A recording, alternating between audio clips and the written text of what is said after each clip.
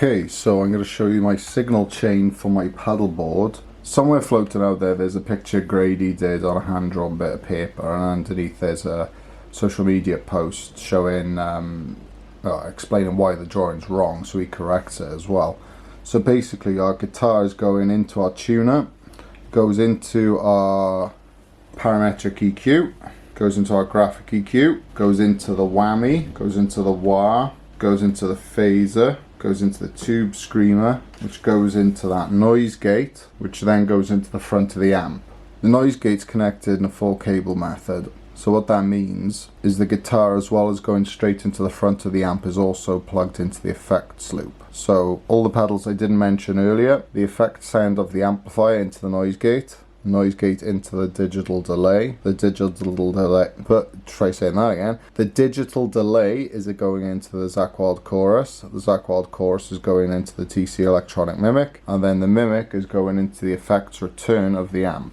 So that's my signal chain. So the 6-band EQ settings I got from, where did I get those from? What's the software called? Amplitude 5. So the 6-band graphic EQ I got from the live distortion setting of the Dimebag settings. The graphic equalizer settings I got from a couple of places. Atilla did a video where he went to Texas to meet Grady and see Dime's guitars. And on that video he's holding up his mobile phone and he's got the settings for the PQ4 for most of the dials, not all of them.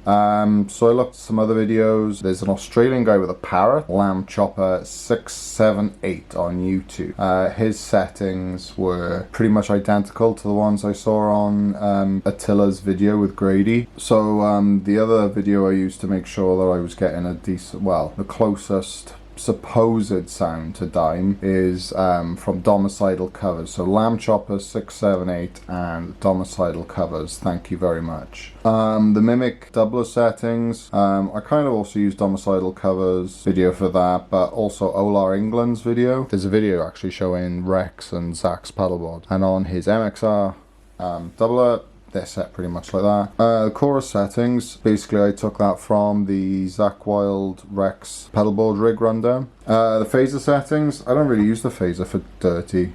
I quite just like the phaser for making clean sounds a bit more, well, just a bit more nice sounding. The Ibanez pedal, I haven't really used yet a lot. I haven't used it in any of the videos yet. I'm still trying to screw around with the settings. Zakk Wylde, well, I've had that forever. I had that when it first came out. I love it, it's great. I wouldn't mind also having the Cowboys from Hell one, the Dimebag Crybaby, but yeah, no, for now the Wild Wah is awesome. It's beat up as hell. I've lost the rubber feet, the screws are loose or missing, and also don't spray electrical contact cleaner in your wah because it just becomes floppy. There's like no resistance there now. It sucks. I need to get in there and pack it full of grease or something. Anyway, if somebody's got some better ideas, tell me. And yeah, that's about it.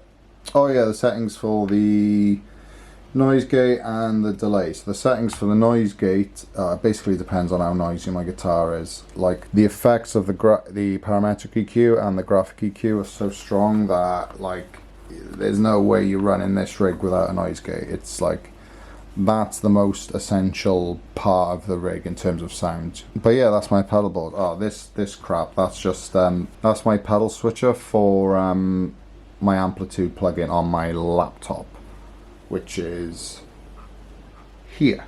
Oh, the digital delay settings. I don't really have a go-to setting for that. I just screw around depending on what I need it for, what I'm using it for. I can't swear for sure that the knobs haven't got knocked, but I think those are the settings I used for the Revolution is my name intro. Things I want to add to the pedal board, I think a compressor would be good for clean stuff, just to make it just a bit more solid, and like my playing's not that even, so I think it'll just make the sound a lot better having a compressor on there. I'd really like an Electro Harmonix super switcher, but any sort of switcher of some sort, because there's so much cable going through all of these pedals just to get to the front of my amp. There's no way I'm not losing signal despite all the boost that those two pedals are giving. Yeah, there's just absolutely no way. So I think a switcher would be good to act as like a buffer and as a bypass for pedals that I'm not using, even though the chorus is always on, the minimic doubler is always on,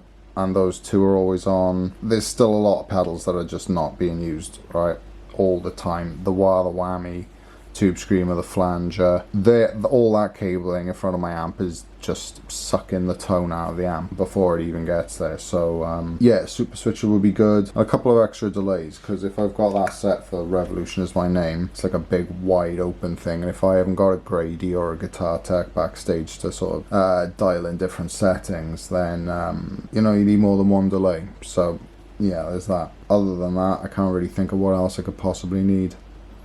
Better cables. I think I made most of these cables. The ones with the plastic molded ends, they're obviously, I didn't make those.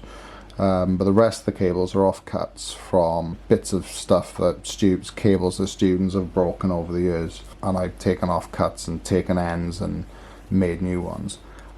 My soldering isn't the best either. Like with a noise gate, you plug it in and it sounds fine. I don't think there's any issues in there. I mean, all the cables work, the signal's clearly getting into the amp. Is it possible that the quality of the soldering job is not up to scratch and it could be better and brand new cables might be better? All at the right length as well, because I think there's quite a bit of slack underneath the pedal board. So I think some new cables would be good as well, but that's like totally not a priority.